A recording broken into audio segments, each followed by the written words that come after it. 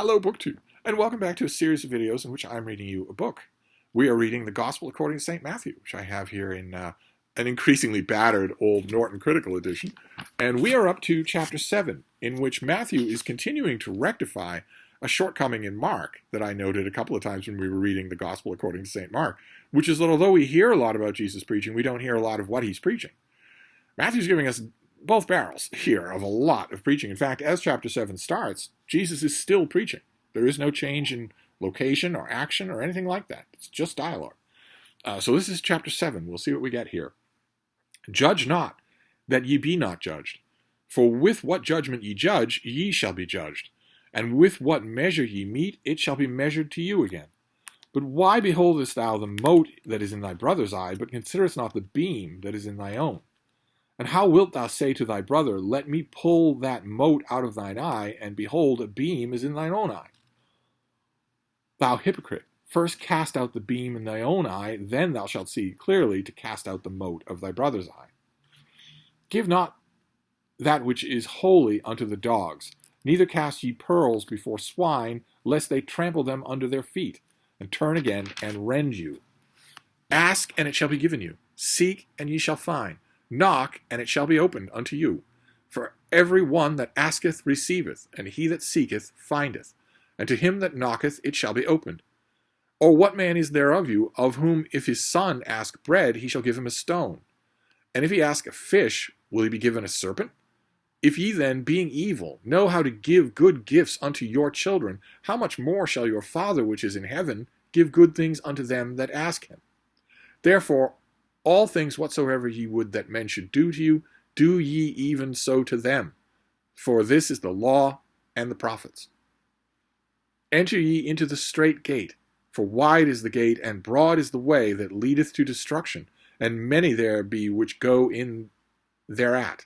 Because strait is the gate, and narrow is the way which leadeth unto life, and few there be that find it.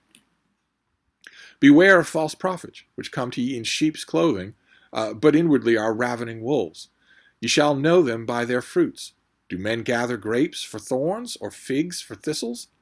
Even so every good tree bringeth forth good fruit, but a corrupt tree bringeth forth evil fruit.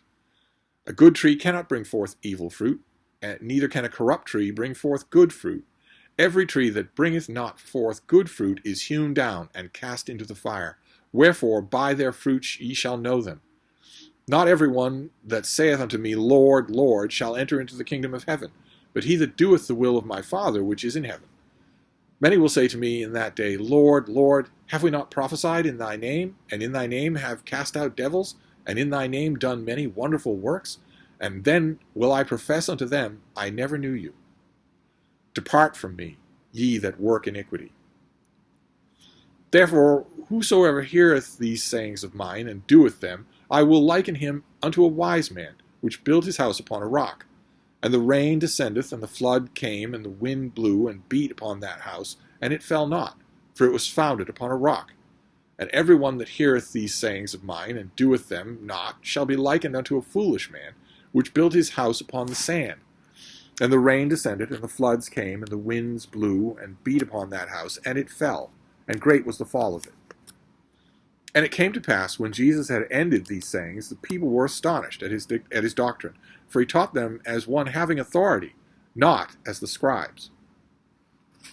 So he's done. He's done with this long lecture up on the mountain to his disciples, and once again we are told what we are told in Mark, which is that it's not just what he says, it's how he says it. He speaks, as Mark says it too, with authority. It doesn't sound rote. It doesn't sound book-learned. It sounds living. And it's fascinating. We are now done. This was three chapters of doctrine. That one thing we can certainly say about it is that it's nowhere. There's nothing like this in Mark, which came before Matthew. So either the writer of the Gospel according to St. Mark didn't know about any of this stuff. It hadn't developed yet. Or he knew about it and chose to leave it out. And you wonder why he would choose to leave it out. And I put forward the idea. Many theologians have put forward the idea, many biblical historians have put forward the idea, that it was because he thought you'd already read them. Basically, that maybe there were sayings of Jesus, books, at the time circulating of sayings and teachings of Jesus, and that Mark was adding to them, but wasn't expecting to supplant them, and certainly didn't think he needed to include them. Matthew includes them, all of these things, and it is fascinating. I want to point out that a lot of these teachings are incredibly vague. The last chapter that we heard, the instructions to the disciples, and maybe to all Christians, it's a little bit ambivalent. I mean, Jesus is not saying this to a crowd. He's saying this to his disciples up on a mountain, pointedly away from the crowd. Are they the only ones who are supposed to act this way? Are they the only ones who are supposed to return love for hate? Turn the other cheek? Give to everyone who asks of it? Are they the ones who are supposed to do that, or is it all Christians? But those admonitions that we heard in the last chapter, turn the other cheek, if someone takes something from you, give more to them, love your enemies, those are at least practical, at least pragmatically spoken. They are radically at odds with the world, any world that has ever been. But they are at least concrete. Here you are forced, immediately, you are forced to read these things allegorically, because on the surface, they manifestly aren't true. They aren't admonitions. They aren't Jesus telling you to do something and not knowing how it will turn out. There are things that are obviously not true, including some of the most famous things of all in Christianity. Seek, and ye shall find. Knock, and it shall be opened to you. For everyone that asketh receiveth, and he that seeketh findeth. And to him that knocketh it shall be opened.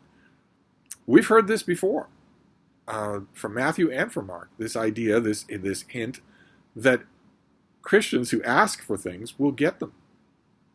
When we know that isn't true. We know that. How many millions of Christian parents have agonized over the deathbeds of their children? They were asking for something. It wasn't given to them. Might also say how many Christians have gone to their deathbeds roiling in chaos, because the thing they sought was an honest, genuine belief in their heart, and it didn't come. They just, as one wise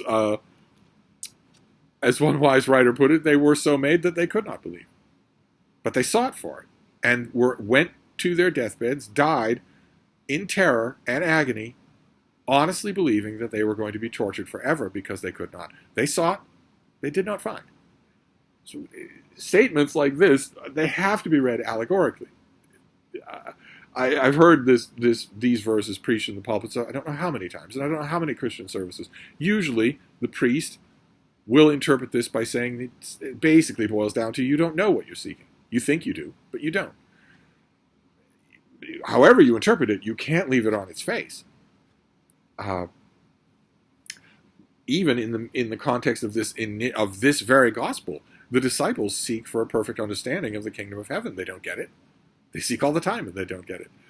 But be that as it may, this is the last of this block of Jesus' teachings. Now we go back to, he's going to literally come down from the mountain, and we're going to go back to human drama. So we'll see what happens with that next time. I will wrap this up for now, and I'll be back. Thank you, BookTube.